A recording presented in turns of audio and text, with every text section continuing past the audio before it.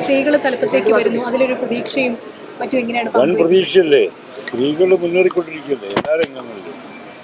അപ്പോൾ അമ്മ എന്നുള്ള സംഘടനയുടെ തലപ്പത്ത് സ്ത്രീകൾ വരുന്നത് ആദ്യമായിട്ടാണ്, ഒരു ചരിത്ര സംഭവമാണ്. അപ്പോൾ തീർച്ചയായിട്ടും അവരുടെ പെർസ്പെക്റ്റീവിലുള്ള കുറേ മാറ്റങ്ങൾ വരും.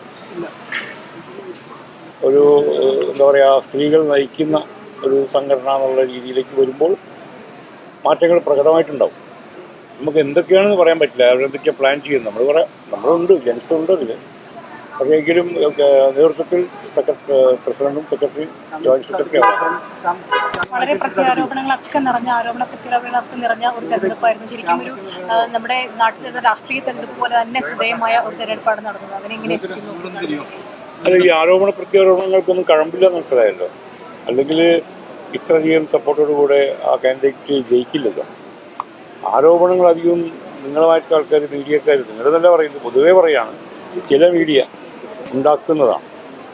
അതിന് നിലനിൽപ്പില്ലല്ലോ. ജനം ഇതൊക്കെ വിവേചിച്ചറിയാനുള്ള ബുദ്ധിയുള്ള ആൾക്കാരാണ് ജനങ്ങൾ.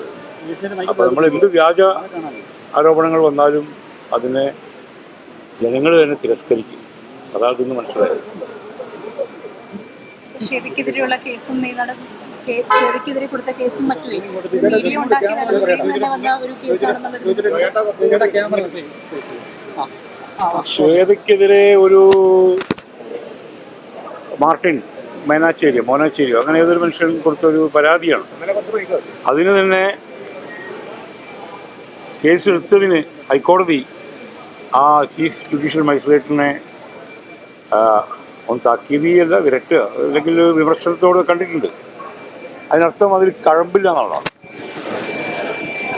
അതൊക്കെ പോലീസിൻ്റെ ഒരു എന്താ പറയുക, വിവരമില്ലായ്മയും ജുഡീഷ്യറിയുടെ ഒരു വിവരക്കേടും ഒക്കെ കുറിച്ചാണെങ്കിൽ ഈ കേസ് എടുക്കാൻ ശുഷ്കാന്തി കാണിച്ച പോലീസിൻ്റെ വിവരക്കേട്, അതിൽ കൂട്ടുനിന്ന ജുഡീഷ്യറിയുടെ വിവരമില്ലായ്മ, ഇത് രണ്ടും ചേർന്നതാണ് ആ കേസ്. അല്ലെങ്കിൽ ഹൈക്കോടതി സ്റ്റേ കിട്ടുന്ന കാര്യമില്ലല്ലോ.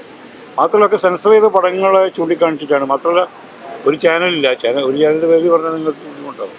24 അഷ്മി ശരിക്ക് അയാളെ കൊന്നു കൊലവിളിക്കുന്നുണ്ടല്ലോ, ആ മേനാച്ചേരിയെ.